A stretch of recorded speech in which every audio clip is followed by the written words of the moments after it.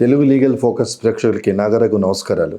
ఇప్పుడు మనం family disputes topic 4 మాట్లాడుకుంటున్నాం. గతంలో 1, 2, 3 టాపిక్స్లో ఇన్ నట్షల్ ఈ 498A దాని pros and cons, restitution of conjugal rights, divorce case వాటి ప్రోస్ అండ్ కాన్స్ గురించి మాట్లాడుకున్నాం.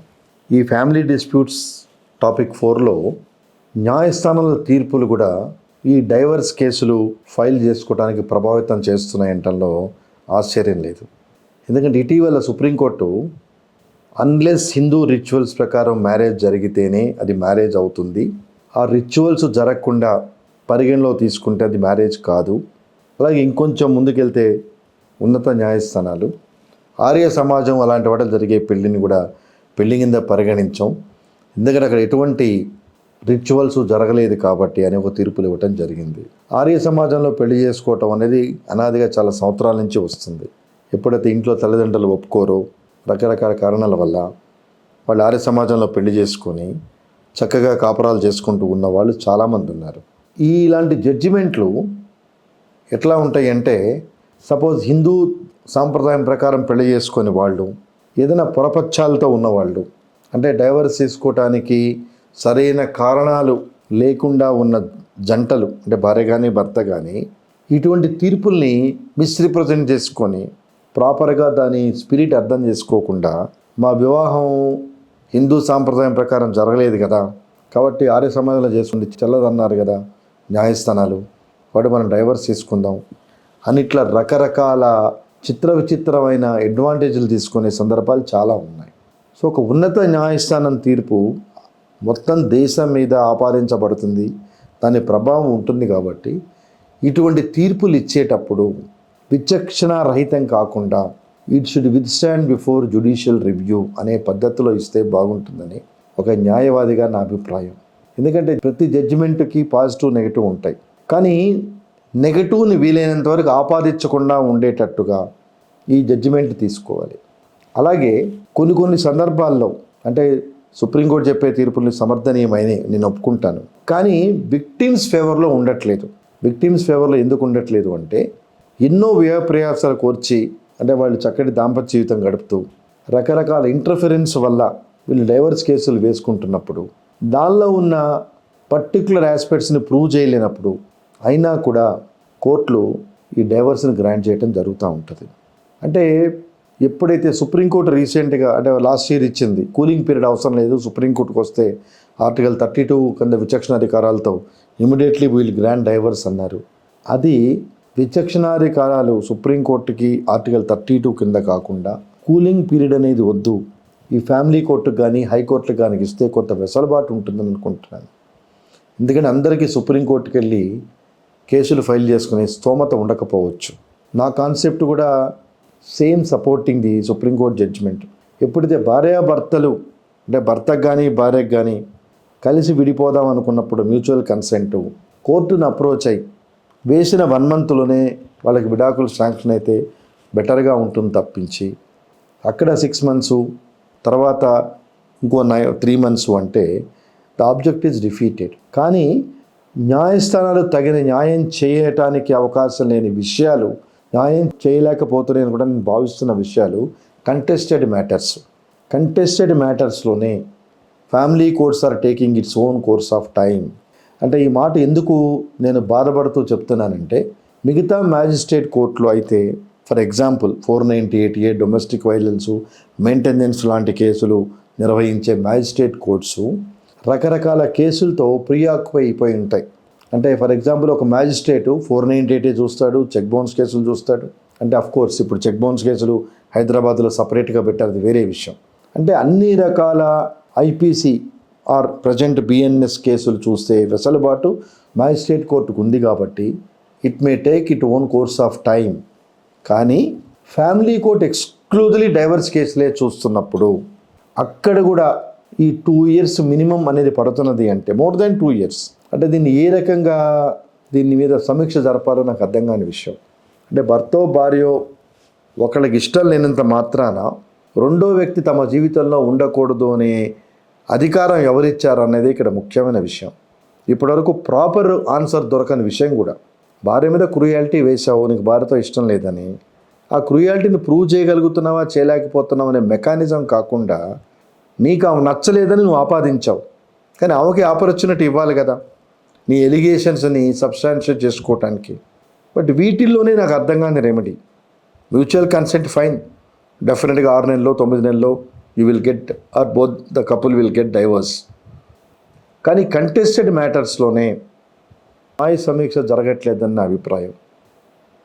ఎందుకంటే courts are allowing lot of time for filing counters, court is giving lot of adjournments for establishing their evidence, రకరకాల factors. అంటే court ఉద్దేశం ఒక రకంగా నేను ఆలోచించే దృక్పథంలో పాజిటివ్గా కావచ్చు.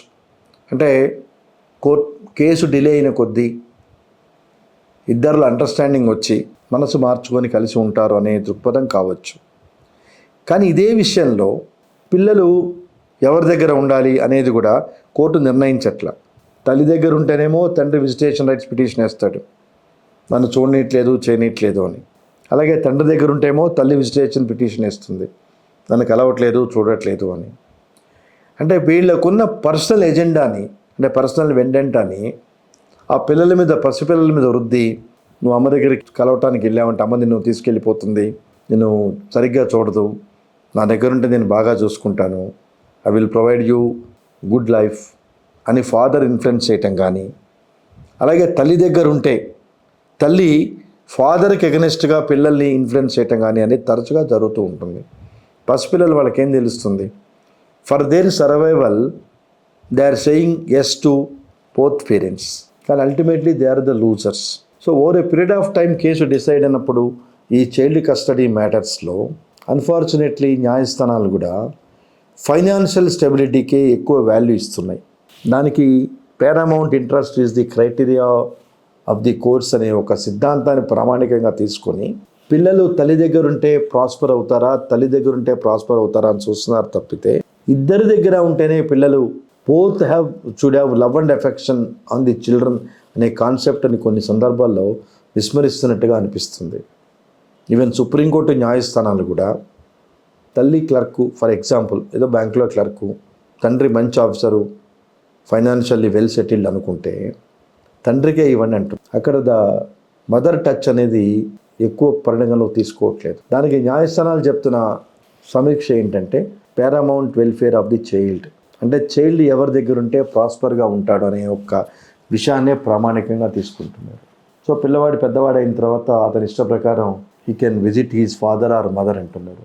అంటే అక్కడ కాన్సెప్ట్ చెప్పేది ఏంటంటే డైవర్స్ తీసుకుంది భార్యాభర్తలు కానీ పిల్లలు కాదు. పిల్లలు are the natural children of the parents any time, even the parents are obtaining divorce. అంటే భార్యని కలవటానికి డైవర్స్ తీసుకున్నారు కాబట్టి వెసలుబాటు లేదు, కానీ పిల్లలు ఎవరి దగ్గరికైనా పోవచ్చు రావచ్చు వాళ్ళ ఇష్ట ప్రకారం వాళ్ళు పెద్ద అయిన తర్వాత అని చెప్తున్నారు. బట్ అప్పటిదాకా ఈ హ్యూమిలియేషను, ఈ పేరెంటల్ సిండ్రోమ్ పిల్లలు ఫేస్ చేయాల్సి వస్తుందనేది న్యాయస్థానాలు కొంచెం ఉన్నతంగా నెక్స్ట్ స్టెప్ లెవెల్కి వెళ్ళి ఆలోచిస్తే బాగుంటుందని నా అభిప్రాయం. నిజమే, finance is required to look after the welfare of the child, but finance it self is not the criteria. Mother చేసే ఆబ్లిగేషన్లు మదర్కి ఉంటాయి, ఫాదర్ ఇచ్చే ఆబ్లిగేషన్లు ఫాదరు చేస్తాడు. ఆ రెండు చేసుకోవాలి. ఆ రెండు చేసుకుంటేనే పిల్లలు కంఫర్టబుల్గా జెల్ అవుతారు. అఫ్ కోర్స్ న్యాచురల్గా any of the parents death అయితే అది వేరే విషయం. బట్ బతికున్నప్పుడు ఈ రకమైన division of children is really it is affecting the career of the children. అంటే కొద్ది రోజులు తల్లి దగ్గర, కొన్ని రోజులు తండ్రి దగ్గర, అక్కడ ప్యాంపరింగ్ ఉండదు. నేను చూసిన కేసుల్లో ఓన్లీ ఎక్యుజేషనే ఉంటుంది. మీ నాన్నగారు ఇట్లా, మీ అమ్మ అట్లా, ఈ రకంగా ఒకళ్ళ మీద ఒకళ్ళు నేరాలు చెప్పి they will try to spoil the mind of the children. So because of that they could not concentrate on their studies. So supreme court తీర్పులు కానివ్వండి, అంటే తీర్పులు ఒక నిమిషం పక్కన పెడితే మనకి సెల్ఫ్ రినైజెన్స్ అనేది ముఖ్యం. Facts and circumstances of each కేసుని ప్రామాణికంగా తీసుకొని సుప్రీంకోర్టు జడ్జిమెంట్లు ఉంటాయి. దానికి ఆ సర్కమస్టెన్సెస్ మ్యాచ్ అవుతేనే మనకు అన్వయించుకుంటాం. కానీ మనకంటూ ఒక పర్సనల్ ఎజెండా ఉంది. నా ఫ్యామిలీని ఎలా లీడ్ చేయాలి, నా భార్యను ఎలా చూసుకోవాలి, నేను నా భర్తతో ఎలా ఉండాలి, నా ఇన్లాస్ ఎలా ఉండాలి, నా పేరెంట్స్ ఎలా ఉండాలి. అంటే ఇక్కడ చిన్న విషయం ఏంటంటే తల్లి కూతురు తిడితే తప్పు కాదు, భరిస్తుంది. అదే అత్తగారు తిడితే రివోల్ట్ అవుతుంది. Most unfortunate. తల్లి ఎన్ని బాధలు పెట్టినా during the time of our growing up తనేం పట్టించుకోదు. అదే అత్తగారింటికి వచ్చినప్పటికీ అత్తగారు ఏదైనా మాట అంటే తనకి నచ్చని పని చేయొద్దు అంటే అత్తగారు ఇది బికమ్ విలన్. ఈ మెంటాలిటీ ఏంటో నాకు అర్థం కాదు. ఇద్దరు ఒక తల్లి ఒక అత్త. మరి అమ్మ తిట్టినప్పుడు భరించినప్పుడు అత్త తిడితే ఎందుకు భరించవు? హక్కులు మంచి చెడు వచ్చేస్తాయి. అందుకే చాలా చోట్ల ఈ యొక్క సైకాలజిస్ట్ చెప్తూ ఉంటారు, అత్త ఒక మాట అంది, నువ్వు ఒక మాట అన్నావు, రప్చరు. అత్త అన్నప్పుడు నువ్వు కూలుగుండు, తర్వాత ఉన్నప్పుడు చెప్పి అత్తమైంది మీరు అలా అన్నారు, అలాగది ఇలా అని చెప్పండి. అంత ఓపిక జనాల్లో లేదు, అది ప్రాబ్లం. అత్తగారు తిడుతూ ఉన్నారు, మీరు కామ్గా ఉన్నారు అనుకుందాం. కోడలు మీ హస్బెండ్ లేకపోతే మీ మామగారు మీ ఆడపడుచులు ఎవరో మీ అత్తగారికి బుద్ధి చెప్తారు, నువ్వు ఎందుకమ్మా కోడల్ని మాటలు అంటున్నావు, ఆమె మంచిగా ఉంది కదా అని చెప్తారు. కానీ ఆ ఛాన్సు ఈ కోడలు ఇవ్వట్లేదు. Tit for tat, action reaction. అత్తగారు ఒక మాట అనగానే వెంటనే అనేసేయాలి, గ్యాప్ పెరుగుతుంది. ముఖ్యంగా ఒక్క కొడుకున్న ఫ్యామిలీస్లో చాలా ఇబ్బంది. అటు తల్లికి చెప్పుకోలేడు, ఇటు భార్యకి చెప్పుకోలేడు. ఇద్దరూ కరెక్టే. అందుకే సామెత ఉంది, 25 ఏళ్ళు కనిపించిన కొడుకుని 25 నిమిషాల్లో భార్య వాడిని అమాయకుని చేసేస్తుంది. సో మెయిన్ ఇష్యూస్ ఎక్కడ వస్తాయంటే మాట, ద కన్వర్జేషన్. మనం మాట్లాడుకునే మాటే it gives lot of impact on the family. అత్తయ్య ఒక మాట అంది, మీ అమ్మగారు అంటున్నప్పుడు నువ్వు ఊరుకున్న అమ్మాయివి. సెల్ఫ్ రెస్పెక్ట్ అందరికీ ఉంది. ఎవరిని గాలికి పెరగమనామో ఎవరిని గాలికి అంటమని ఊరుకోం. బయట వెళ్ళి పిచ్చోని ఒక మాట రాయి తీసుకొని కొడతాడు. Everybody having his own self respect. ఆ సెల్ఫ్ రెస్పెక్ట్ని మానుకోమని నేను చెప్పట్లేదు, కానీ కొద్దిపాటిగా తల్లి అంటే అత్తగారు కూడా నా కోడలు నా కూతురుతో సమానం అనకూడదు అనుకోవాలి. అలాగే కోడలు కూడా సరే మా అత్తయ్య కదా అంది, is none other than my husband's wife, ఒకే ఇంట్లో కలిసి ఉంటున్నాం కదా అని కూతురు అనుకోవాలి. ఎప్పుడైతే కొంచెం ఈ రిలేషన్షిప్ జెల్ అవుతామో I don't find any problems in that family. కానీ మనం ఆగం. అంటే మన చదువుకున్న వాతావరణం అనుకోనివ్వండి, మన ఉద్యోగం అనుకోనివ్వండి, అంటే మనకి అత్తగారు చాలా చిన్న చూపు. ఆమెకేం తెలుసు, నాకే అంతా తెలుసు అని. అత్తగారు ఈ అమ్మగారు సేమ్ ఏజే. విచిత్రం చూడండి, అత్తగారు చెప్తేనేమో తప్పు, అమ్మ చెప్తే ఒప్పు. నీకేం తెలియదు అత్తయ్య, నువ్వు ఊరుకో. ఇదే మాట నువ్వు మీ అమ్మతో అంటున్నావు, ఒక్కోసారి అనవు. వేరే మనిషి వచ్చేటప్పుడు నీకు ఎందుకు మాటలు వస్తాయి? మాట తోలటం వల్లే చాలా కాపురాల్లో ఈ కలహాలు లేవుతున్నాయి. వాళ్ళు అరిచారు బికాజ్ ఆఫ్ ఏ రీజన్ అరిచారు. అరవకూడదు కోడల్ని, అరిచారు ఏదో అనుకున్న ఫ్రస్ట్రేషన్ను. లేకపోతే ఎందుకంటే ఒక సామెత ఉంది, అత్త ఒక ఇంటి కోడలే. సో ఆమె ఏదైనా కష్టాలు పడి ఉంటే చనువుగా నా కోడల్ని ఏదో అందామని అని ఉండొచ్చు. తప్పే. ఐఎమ్ నాట్ సపోర్టింగ్ మదర్స్ ఇల్లా, ఐఎమ్ నాట్ సపోర్టింగ్. కోడల్ని కూతురులాగే చూసుకోవాలి. కానీ ఎంత చూసుకున్నా మీకు మళ్ళీ చెప్తున్నా కదా, తల్లి తిడితే ఒకలాగా అత్త తిడితే ఒకలాగా ఉన్న సొసైటీలో మనం ఉన్నప్పుడు ఇప్పటికే చాలా కుటుంబాలు సింగిల్ కుటుంబాలు అయిపోయినాయి. ఇద్దరు ఇట్లాగా పేరెంట్స్తో కలిసి ఉంటాం, ఇన్లాస్తో కలిసి ఉంటాం లేదు. ఈ కొద్ది వెసులుబాటులో కూడా కొంచెం ఓపిక పట్టకుండా, ఇక్కడ గమనించాల్సిన విషయం ఏంటంటే ఆడపిల్లలు ఎప్పుడైతే మీరు ఇల్లాస్తో చాలా క్లోజ్గా ఉంటారో వాళ్ళే మీ వెల్ విషర్సు, వాళ్ళే మీకు సెక్యూరిటీ పీపుల్ అవుతారు. మీ భర్త ఏదైనా తప్పు చేస్తే వాళ్ళే అతన్ని మందలిస్తారు. ఇది బాగా గుర్తుపెట్టుకోండి. మీకు తెలియదు, ఇవి ఆడపిల్ల తల్లిదండ్రులు చెప్పి పంపించాల్సింది. గతంలో ఇంట్లో ఏదైనా గొడవైంది అని ఆడపిల్ల ఫోన్ చేస్తే 2 రోజులు సర్దుకోవే మీ బాబాయ్ కానీ మావయ్య కానీ వచ్చి మాట్లాడతారనేవాళ్ళు గతంలో. ఇప్పుడు ఏం లే, తల్లులే మెయిన్ కల్ప్రిట్స్ తల్లులే. వాడేంది నిందిట్టాం, మెత్తని తిట్టేదేంటి, వచ్చాయి నువ్వు తర్వాత చూసుకుని ఆడే వస్తాడు, ఆ ధోరణికి వచ్చింది. సో ఆడపిల్లలకు కూడా వీళ్ళు చదువుకున్న విజ్ఞానంతో వాళ్ళని గౌరవించి వాళ్ళతో ప్రేమగా ఉండి చూడండి. ఎవరైనా ఈ కార్యక్రమం వినే ప్రేక్షకులు మీరు ఏదైనా అత్తగా మామలతో మీరు ఇబ్బందులు పడుతూ ఉంటే ఈ చిన్న టిప్పు పాటించండి. Try to be good with your అత్త మామ at least for 2 months as a trial and error basis మీద. You see the difference. You try to be with our good books. ఏం అక్కర్లా, మీరు ఉండేది తక్కువ. అందరం కలిసి ఉండే గంటలు చాలా తగ్గిపోయినాయి బికాజ్ ఆఫ్ వర్కింగ్ కల్చర్. ఇద్దరు భార్యాభర్తలు ఉద్యోగం చేస్తున్న రోజుల్లో మార్నింగ్ హడావుడిగా మన పాటికి మనం వెళ్తాం, ఈవినింగ్ వచ్చేవాడికి అలసిపోయి వస్తాం. సో అత్తామామతో కూర్చొని చాలా తక్కువ టైం, ఆ తక్కువ టైంలోనే try to be good with them, they will feel happy. ఒక ప్రయత్నంగా చేసి చూడండి. కలతలు ఎందుకు వస్తాయో నాకు తర్వాత ఫోన్ చేసి చెప్పండి, సమాధానం చెప్తాను. అయినా కలతలు వస్తాయి. Try to be good with your in-laws. అవి ఏదో చెప్పింది అరిచింది అనండి, ఏమన్నా ఉడుతుందా? ఎందుకు మనకి మాటకి మాట అనాలని ఏమన్నా రూల్ ఉందా? బాగా చెప్తున్నా, గుర్తుపెట్టుకోండి. పెళ్ళి కానంత వరకు అమ్మా నాన్న ఆడపిల్లకి రక్ష. పెళ్ళి తర్వాత భర్త అన్నారు. ఇప్పుడున్న పరిస్థితుల్లో 1 నిమిషం పక్కన భర్తను పెట్టి అత్త మామ రక్ష, తర్వాత సెకండ్ ప్లేస్ భర్తకి ఇవ్వండి. మీకేదైనా ఇబ్బంది కనుక భర్త వాళ్ళు వస్తే మీ పక్కన బుల్లెట్ ప్రూఫ్ లాగా మీ అత్త మామ నుంచుంటారు. చూడండి, మీకు నవ్వుకోవచ్చు, చాలా విచిత్రంగా ఉండొచ్చు నేను చెప్పే మాటలు, కానీ ఒక్కసారి మీరు ఒక 1 month ట్రై చేసి చూడండి. Try to be good with your అత్త, చాలా గొప్పగా చెప్పుకుంటారు, మా అమ్మాయికి వంట రాదండి, మా అమ్మాయికి ఆడపిల్లని ఆ రకంగా మేము పెంచి చెప్తున్నాం అంటే మీరు సిగ్గుపడాలి. అంటే అలానే మగపిల్లాడికి అన్నీ రావాలి అని కాదు, ఒక సాంప్రదాయాలు ఇంకా ఉన్నాయి. మీరు సాంప్రదాయం ప్రకారమే పెళ్లి చేస్తున్నారు, సాంప్రదాయం ప్రకారం అన్నీ మాట్లాడుతున్నప్పుడు ఈ కుటుంబ సాంప్రదాయాలు కూడా మీకు తెలియాలి. అది గొప్ప కాదు, ఇవి కుటుంబ సాంప్రదాయాలు. పెళ్లి దగ్గరికి వచ్చేటప్పటికి మీరు ఎలా సాంప్రదాయాలు పాటిస్తున్నారో పెళ్లి తర్వాత అత్త ఇంట్లో ఉండే సాంప్రదాయాలు కూడా మీరు నేర్పించి పంపించాలి. అది మీరు గొప్ప కాదు. అత్తామామతో బీ గుడ్ విత్ అత్తామామ. వాళ్ళు మీకు ఎంత రక్షణ ఇస్తారో మీరు చూద్దరు. కానీ ఎప్పుడైతే ఈ ట్రెండ్ మారి ఈ ఆడపిల్లల తల్లుల ప్రోత్సాహం వల్ల ఎడమెంట్గా ఉంటారు ఆడపిల్లలు, ఆటోమేటిక్గా అత్తగారు అనే ఒక హోదా వచ్చేటప్పటికి ఆమె గ్రోస్గానే ఉంటుంది. ఇది మనతోనే మంచిగా ఉండదు, దీనిని సపోర్ట్ చేసేది. So most of the times as long as you are good with your in-laws you will not have any problem from your husband. Take it my word, especially the women fraternity who are treating as sisters, daughters-in-law, వాళ్ళకి నా appeal, as long as you are good with your in-laws మీ husband నుంచి మీకు ఎటువంటి problems రావు. కానీ అది తప్పితే మనం అన్నీ చేస్తాం, ఎవరో వస్తారని ఏదో చేస్తారని ఎదురు చూసి మోసపోకమా, అన్నీ కరెక్టే. ఈ న్యాయస్థానాలు, ఈ కౌన్సిలింగ్ సెంటర్స్ ఇవేవి మన జీవితాన్ని మార్చవు. You are the author of your own life. ఇవన్నీ చిన్న చిన్న చిట్కాలు వినటానికి చాలా హాస్యాస్పదంగా ఉండొచ్చు, but it having its own impact. ప్రపంచ దేశాలే గర్వించదగ్గ కుటుంబ వ్యవస్థ మనది. దాన్ని తెలిసి తెలియక మనం రూయిన్ చేసుకుంటాం. నో, ఈ రోజు నుంచి take my word, 12th March 2025, try to be good with as much as possible with your in-laws. See the response. మాట అంటే మాట అంటావు, మాట అనకుండా ఉంటే. ఒక నాయకుడిని గురించి ఫస్ట్ పేజీలో రాశారు, నెగిటివ్గా అనుకుందాం, ఆ నాయకుడు మళ్ళీ ఆన్సర్ ఇస్తే అది ఫస్ట్ పేజీలో వస్తుంది. నేను ఒక నాయకుడిని కామెంట్ చేశాను, అతను నన్ను కామెంట్ చేశాడు, రెండు ఫస్ట్ పేజీలో వస్తాయి. నేను కామ్ అయిపోయాను అనుకోండి, over a period of time అది చివరి పేజీకి వెళ్ళిపోతుంది, ఎవరు పట్టించుకోరు. సేమ్ ప్రిన్సిపల్, చిన్న టిప్స్. ఎందుకంటే ఆనెస్ట్గా చెప్తున్నా, లాస్ట్ వీక్ ఒక 4 రోజులు రెగ్యులర్గా నేను ఫ్యామిలీ కోర్టుకి వెళ్ళాల్సిన పరిస్థితి వచ్చింది. చాలా బాధేసిన విషయం. చక్కటి కపుల్స్. నేనే ఒక పర్సనల్ కేసు హ్యాండిల్ చేశాను, బోత్ ఆర్ ఇన్ లండన్. అబ్బాయి ముద్దొచ్చేంత చక్కగా ఉన్నాడు, good couple. Because of personal issues they have taken mutual consent. చాలా బాధేసిన విషయం కాబట్టి చెప్తున్నాను. But all these issues ultimately అమ్మాయి తల్లిదండ్రులే రూట్ కాజ్. మీకు ఏమైనా కోపం రానివ్వండి, ఈ కార్యక్రమం విన్న ప్రేక్షకుల్లో కనుక ఆడపిల్లల తల్లిదండ్రులు ఉంటే వాళ్ళు ఏం కోపం నా మీద తెచ్చుకున్నా నేనేం బాధపడను, మీ మంచి కోసం చెప్తున్నాను.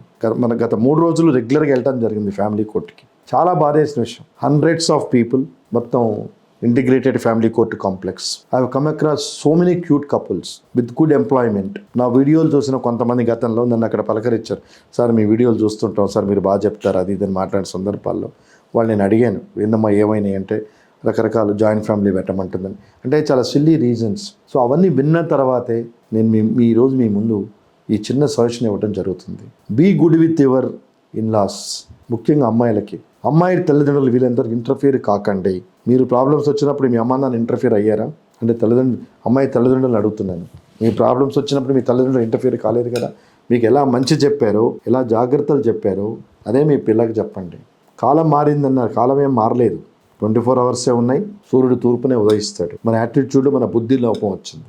మీకు ప్రాబ్లమ్స్ వచ్చిన రోజుల్లో అమ్మాయి తల్లికి మీరు మీ అమ్మగారికి చెప్తే, నువ్వు ఉండమ్మా వచ్చి మాట్లాడతారు మీ మావయ్య బాబాయ్ అన్నారా, లేకపోతే మీలాగా గొడవ పెట్టుకోమని చెప్పారో మీ విచక్షణకే వదిలేసి ఆలోచించుకోండి. మీ చిన్నప్పుడు మీ లైఫ్లో ఏం జరిగిందో అది మీరు ఆలోచించుకోండి. అలాగే మీ అమ్మాయి జీవితం బాగుండాలంటే ఫస్ట్ మీరు ఇంటర్ఫిరెన్స్ ఆపేయండి. అలాగే పుట్టింటి అత్తింటి సంగతులు ఏటో మానండి. No comparison. ఆ అమ్మాయిని వాళ్ళ ఇంటికి పంపించారు, ఆ అమ్మాయి వాళ్ళ ఇంట్లో ఉంటుంది. మీ కూతురే, మీ ఇంటికి వచ్చి మీ కూతురుగా చూడండి, మీ గెస్ట్గా చూడండి.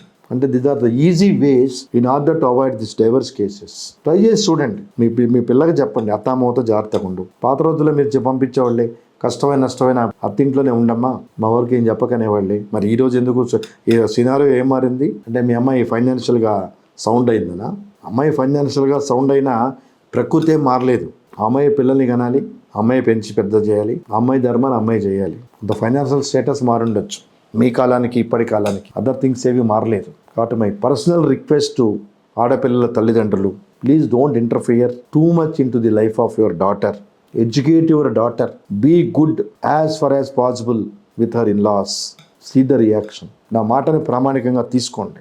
ట్రై చేయండి, ఆడపిల్లల తల్లిదండ్రులు ట్రై చేయండి. లేదు ఏదైనా ఇబ్బంది వచ్చింది, నువ్వంతా ఏదో చెప్పావు అనుకుంటే కింద నా నెంబర్ ఉంటుంది, నాకు ఫోన్ చేయండి. మీరు చెప్పింది తప్పనే కనుక ఎవరైనా విమర్శించే వాళ్ళు ఉంటే ఐ వెల్కమ్ ది కామెంట్స్. ఎందుకంటే ఆమె రెగ్యులర్గా నేను కోర్ట్స్కి వెళ్తాను చూస్తున్నాను కాబట్టే నేను ఈరోజు ఇంత ధైర్యంగా మీతో మాట్లాడగలుగుతున్నాను. ఇవి తప్పు అని కనుక మీరు భావిస్తే I won't mind, I will receive your calls, I will answer you, I will interact with you. కాబట్టి కాపరాలు నిలబెట్టడంలో కూడా అందుకే 498 వేద్దామా, డొమెస్టిక్ వైలెన్స్ వేద్దామా, డైవర్స్ వేద్దామని ఆలోచనలు రానివ్వకండి. మొదట్లోనే మీ స్థాయి చెప్పి ఇలాంటివి చేయొద్దు అని ఒప్పంద ప్రకారం చేయండి. దీనికి కంక్లూజన్ ఫ్యామిలీ డిస్ప్యూట్స్ ఎపిసోడ్ 5లో మాట్లాడి చక్కటి జీవితానికి నా వంతు ప్రయత్నం చేస్తానని భావిస్తూ ముగిస్తున్నాను. నమస్కారం.